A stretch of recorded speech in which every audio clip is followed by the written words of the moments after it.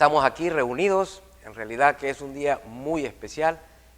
Continuamos con nuestra extraordinaria capacitación de doctrina bíblica y nos toca un tema extraordinario, el cual lleva por nombre el de nuestro Salvador, Jesucristo. Pues quisiera iniciar, ¿verdad?, contándoles un secreto, ni tan secreto porque ante el Señor no hay nada, ¿verdad?, secreto. Fue hace aproximadamente, fue en 1965, si sacamos la cuenta, ya andamos rondando ahí como por los 49 años. Pues mi madre me animaba siempre a llegar a ser un hombre de bien, un hombre temeroso de Dios, y ella me había dado la tarea de que cada domingo yo tenía que emprender esa visita a su iglesia, y habían varias tareas, dentro de las cuales era el venir religiosamente a dar la limosna. Había una imagen de Jesucristo cargando un madero, y él estaba vestido de púrpura. A sus pies había una alcancía donde yo depositaba todo lo que mi madre me daba. Y al retornar a casa, pues garantizado yo tenía el pasaje para ir a tener un tiempo ahí con mis amigos, al famoso matiné. Ya se imaginan hace cuánto desapareció esa palabra, pero eso es lo que me tocaba a mí en esa oportunidad. Pero sucedió que cierto día el significado de Jacobo, que creo que casi todos lo conocemos, farsante, salió, y ese domingo me quedé con la limosna porque dije, yo voy a tener más dinero. Esa misma noche la pesadilla cargó de conciencia mi vida y me despertó. La imagen de Jesucristo me había reprendido. Pues como premisa del tema extraordinario que vamos a abordar, es necesario aceptar que nuestra cultura ha sido influenciada por una imagen de Cristo promovida por la religión tradicional. ¿Cuál es esa imagen? ¿En qué se diferencian el Cristo bíblico histórico del Cristo latinoamericano? ¿Cuál es tu imagen de Jesús? Pues este día vamos a estar aprendiendo de la cristología. ¿Qué es la cristología? Pues es parte de la teología sistemática que trata tanto a la persona de Cristo como la obra de Cristo. Los temas sobresalientes: la deidad, la humanidad de Cristo, la encarnación, la humillación de Cristo y su exaltación, sus oficios en favor del creyente. Y es que Dios, el Padre, por su propia voluntad y por su amor a la humanidad, envió a su Hijo Jesucristo al mundo a reconciliar a los pecadores con Dios. Tenemos Juan 3:16, es un verso bastante conversado, bastante compartido, pero miren lo que dice: porque de tal manera amó Dios al mundo que ha dado a su Hijo unigénito, para que todo aquel que en Él cree no se pierda, mas tenga vida eterna. O sea, si por necesidad entendemos una exigencia propia o una obligación moral, habremos de reconocer que Cristo no tenía necesidad de venir al mundo. Pero ¿acaso no fue necesario que Cristo viniera a reconciliar a los pecadores con Dios? Miremos lo que dice la palabra de Dios en Isaías 53:6. Todos nosotros nos descarriamos, dice, como ovejas, cada cual se apartó por su camino, mas Jehová cargó el pecado de todos nosotros. Entonces, no en el sentido de que el hombre pudiera exigirlo, pues nos descarriamos, dice Isaías 53:6, pero las cualidades divinas de amor, gracia y misericordia lo impulsaban. Eso lo refuerza Daniel 9:9, dice: de Jehová nuestro Dios es el tener misericordia y el perdonar, aunque contra él nos hemos rebelado. El hombre caído realmente no era digno de ser salvo, pero en su amor, gracia y misericordia era digno del Dios misericordioso salvar al hombre. Sin embargo, las cualidades de amor gracia y misericordia no son las únicas que caracterizan a Dios. Él es justo y santo. En efecto, la justicia divina permanecía exigiendo que se cumpliera la sanción firme, solemnemente impuesta. ¿Cuál? Muerte. Génesis 2, 16, 17 nos relata, dice, y mandó Jehová Dios al hombre diciendo, de todo árbol del huerto libremente podrás comer, pero del árbol del conocimiento del bien y del mal no comerás, porque el día que de él comieres, ciertamente morirás. Y miren cómo Romanos 6:23 igualmente lo viene y lo reafirma, porque dice, porque la paga del pecado es muerte. Así que, aunque Dios procuraba la salvación del pecador, pero a la vez tampoco indultaba el pecado, ofreció entonces sublime salvación, sublime sacrificio, haciendo esa misteriosa sustitución, que Dios mismo se hiciera responsable del pecado, para que el hombre recobrase la justicia y la santidad.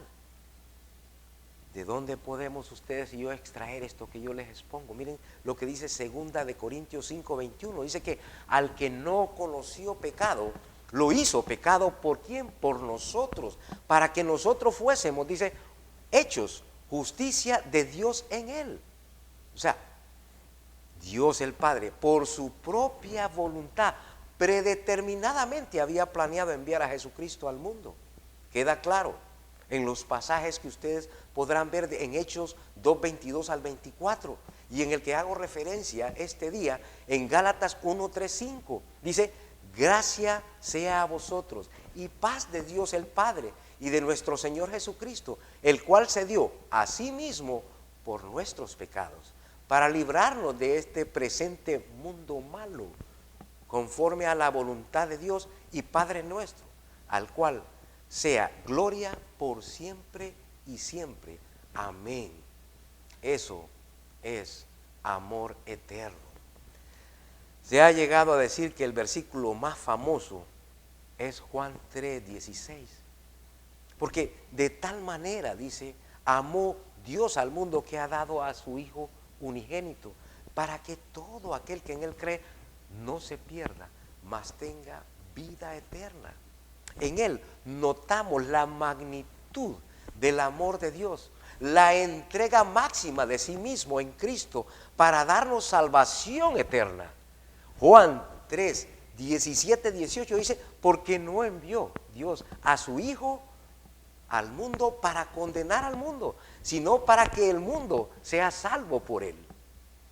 El que en él cree no es condenado, pero el que no cree ya es condenado. ¿Por qué? Porque no ha creído en el nombre del unigénito Hijo de Dios. O sea, solo Cristo. Solo Cristo. Jesucristo fue concebido por obra del Espíritu Santo y nació de una virgen. Él es Dios hecho carne, siendo verdadero Dios y verdadero hombre a la vez. Comúnmente ustedes y yo escuchamos que se habla del nacimiento virginal de Jesús, pero la expresión correcta es la concepción virginal. El milagro profetizado tuvo que ver con la manera como Jesús fue concebido y no con el nacimiento en sí. La Biblia señala que María fue virgen antes de la concepción de Jesús, pero no dice que continuará siendo virgen después del parto. Los dos relatos de la concepción virginal de Jesús están registrados en Mateo 1:18 al 25 y Lucas 1:26 al 38. Los relatos nos dan la certeza que Jesús nació de una virgen. Y más de eso, sin un padre humano, habiendo sido engendrado por el Espíritu Santo. En estos pasajes es importante resaltar ciertos detalles. Uno de ellos es antes que se juntasen. pero antes de unirse a Él. Mateo 1:18 dice la explicación del ángel. Lo que en ella es engendrado del Espíritu Santo es. Mateo 1:20, las palabras, y la conservó virgen hasta que dio a luz un hijo.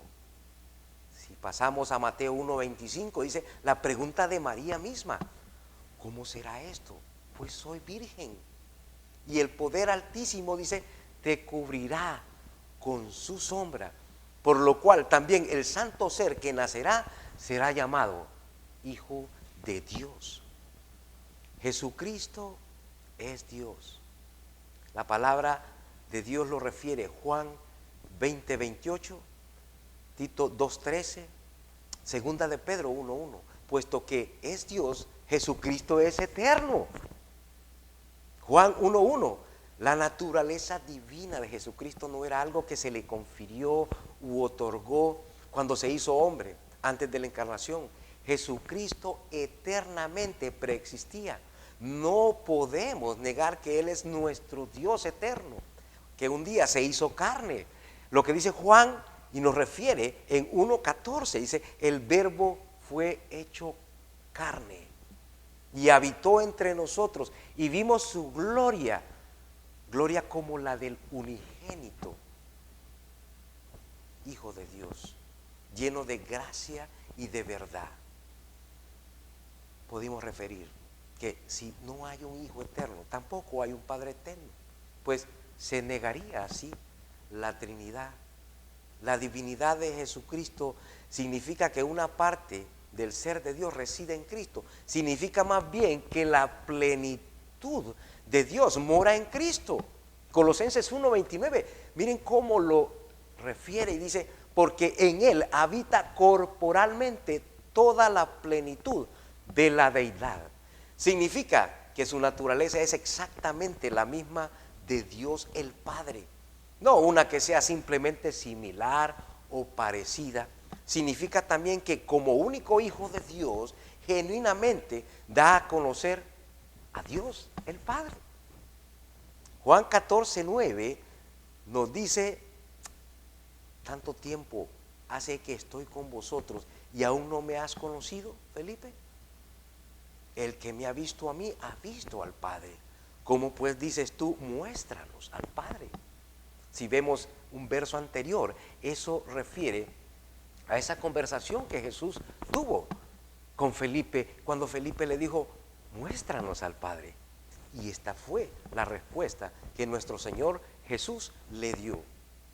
La dignidad de Jesucristo significa garantía, que su proposición de perdón de los pecados no es una mentira, sino verdaderamente el ofrecimiento del Dios de gracia.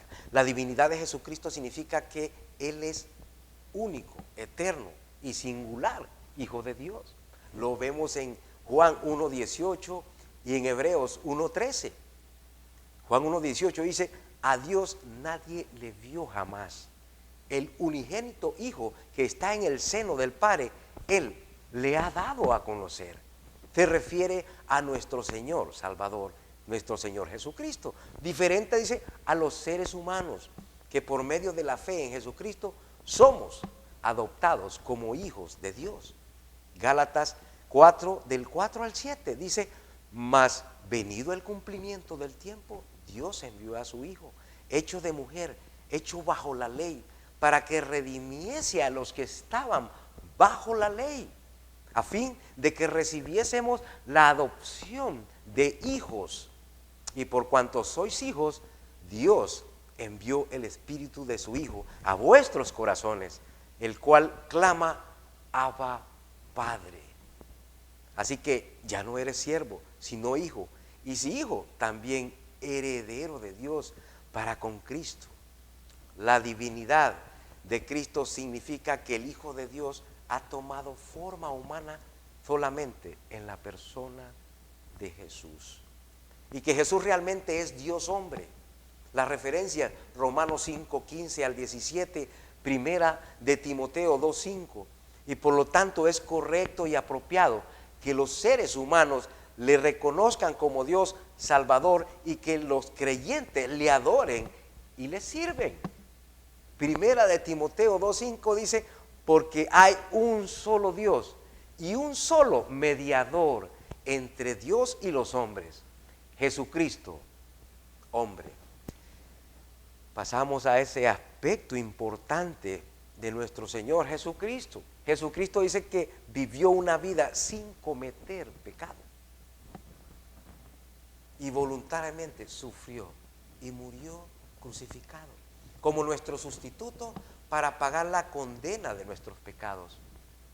Esto satisfizo la justicia de Dios, permitiendo así la salvación de todo aquel que confía, que cree en Él únicamente, solamente en Él. Solo Cristo salva. El Nuevo Testamento contiene tanto la enseñanza explícita de que Jesús no pecó, como un testimonio indirecto acerca de su carencia de pecado. Pedro dio a entender implícitamente que él, contrario a Jesús, era pecador. En Lucas 5:8, después de el milagro que Jesús hiciera en la barca, Pedro vino, se acercó y al ver esto, Simón Pedro cayó a las rodillas de Jesús diciendo, apártate de mí, Señor, porque soy un hombre pecador. Primera de Pedro 2:22 dice, el cual no hizo pecado, ni fue hallado engaño en su boca. Indirectamente Jesús también mostraba su impecabilidad, porque mientras enseñaba a los seres humanos que debían confesarle sus pecados a Dios, en Mateo 6:12, Él nunca confesó ningún pecado, ni pidió perdón al Padre. Si Jesucristo hubiese pecado o hubiese cometido alguna falta, hubiera sido un impostor al denunciar la hipocresía y al pedir perdón de pecados para Dios. Jesús preguntó directamente si había alguien que podía acusarlo a él de ser pecador. Pedro y Juan reconocieron que Jesús no cometió pecado. Tenemos la referencia, primera de Pedro 2:22, primera de Juan 3:5. Santiago, Pedro y Juan lo identificaron como hombre justo. El autor de Hebreos tampoco deja lugar para dudar de la impecabilidad de Jesucristo. Y eso fue lo que lo llevó a la sustitución. Jesucristo fue nuestro sustituto en la cruz. La palabra sustitución no la encontramos en la Biblia, pero la idea sí está claramente enseñada en Marcos 10:45 y igualmente en primera de Pedro 2:24. Dice, quien llevó él mismo nuestros pecados y los llevó en su cuerpo sobre el madero, para que nosotros, siendo muertos al pecado, vivamos a la justicia, por las heridas del cual habéis sido sanados. Dios, el soberano juez, ha declarado una sola sentencia sin excepción. Estamos condenados. La Biblia me dice que ninguna buena obra que haga puede ayudarme a ser salvos. Efesios 2:9, la Biblia me dice que no es por obras. ¿Pero por qué? Porque la condena realmente no consiste en hacer buenas obras, sino en el estado de muerte, separado de Dios, en un lugar de tormento. Romanos 6:23 dice, porque la paga del pecado es muerte, mas el don de Dios es vida eterna en Cristo Jesús, Señor nuestro. Y ahí podemos ver que, siendo que la condena es muy alta, la salvación también tiene un costo bien alto. La única manera que yo pueda ser exculpado de mi pecado es que un inocente pague mi condena. Ojo, tiene que ser inocente. De lo contrario, debería de pagar por sí mismo. Para que un inocente me sustituya, tiene que pagar un precio bien alto. Tiene que pagar con su propia vida. Hay un problema, y es que ningún ser humano es inocente ante Dios. Dios quiere que todos los hombres sean salvos. El Señor no tarda su promesa, como algunos lo tienen por tardanza, sino que es paciente para con nosotros, no queriendo que ninguno perezca, sino que todos vengan al arrepentimiento. Por esa razón, Él manifestó su amor por nosotros, haciéndose hombre en la persona de Jesús. Juan 3:16 fue así como Él, siendo inocente, es decir, sin pecado, fue hasta la dolorosa muerte. Jesucristo fue el sustituto perfecto para que tú y yo pudiéramos ser salvos. Ahora, preguntémonos, ¿es difícil la salvación? ¿Es barata? No. Para Jesús mi salvación le costó vergüenza, abandono, maltrato, dolor, sufrimiento y muerte. Primera de Pedro 2:21-25. Todo ese sufrimiento es un precio muy alto, ¿no te parece? Ningún sacrificio nuestro sería tan alto, duro y costoso como para poder salvarnos nosotros mismos de nuestra condenación. Y por si fuera poco, en ese momento también Dios estaba en la cruz con Cristo, reconciliándonos consigo mismo. La palabra de Dios dice en 2 Corintios 5:19, de manera de que Dios, dice, estaba con Cristo, reconciliando consigo al mundo. Nos damos cuenta entonces que lo más trascendente de la pasión de Cristo fue el haber apaciguado la ira de Dios, entregando su propia vida inocente como ofrenda total, y esto es bien importante, y única, para quitar de nosotros el pecado. Aunque sea un misterio divino, podemos contemplar que el sufrimiento más grande de Cristo no fue el haber soportado azotes, ni la corona de espinas, ni tampoco haber cargado el mismo madero, sino el haber tenido que soportar, hacerse pecado por culpa nuestra. 2 Corintios 5:21 lo refiere: al que no conoció pecado, lo hizo pecado por nosotros, para que nosotros fuésemos hechos justicia de Dios en él. Y este aspecto fue tal la agonía que eso explica por qué antes de sufrir los golpes, los clavos, su sudor dice que era como gotas de sangre. Tan doloroso fue que eso explica justo antes de entregar su espíritu, él exclamó, gritó: ¿por qué me has desamparado? Mateo 27:46, está también la cita de Marcos 15:34 para citar en este momento de angustia la victoria sobre sus enemigos que aseguraban. Y lo podemos también ver en el Salmo 22. Y la respuesta de empatía de Dios el Padre para con Dios el Hijo no se hizo esperar. Una oscuridad, un terremoto, una manifestación expresiva del dolor del Padre. Mateo 27:45-51. Pero resucitó de entre los muertos con el mismo cuerpo que ahora es glorificado, con el cual vivió y murió, ascendió corporalmente al cielo y se sentó como rey en la diestra de Dios Padre. Desde entonces, como único mediador entre Dios y los hombres, hace intercesión por los suyos, gracias a los méritos propios de él. Jesucristo murió, eso es historia. Jesucristo resucitó, eso es salvación. Jesucristo, al resucitar, como clara evidencia de su divinidad y como evidente satisfacción de Dios el Padre con respecto al sacrificio por nuestros pecados. La resurrección de nuestro Señor fue predicha y tenemos cantidad de descripciones. Quisiera hacer una referencia explícita en lo que es Mateo 12:39-40. Dice: pero él respondió y les dijo: La generación perversa y adúltera demanda señal, mas señal no le será dada, sino la señal del profeta Jonás. Porque estuvo Jonás en el vientre de la ballena 3 días y 3 noches.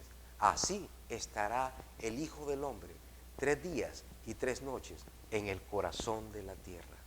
Relatos de su resurrección posterior, apariciones, están ahí en Marcos 16 del 1 al 8, en Mateo 28 del 1 al 12.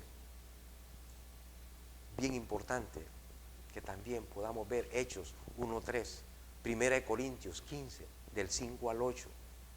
Un tratado del adecuado acercamiento histórico a la resurrección, la evidencia positiva para ella y la refutación categórica, a menudo usado a no creyentes de cada teoría expuesta para desacreditar el milagro del evento histórico de la resurrección de Cristo. Es el libro Una evidencia que exige un veredicto, de George McDowell.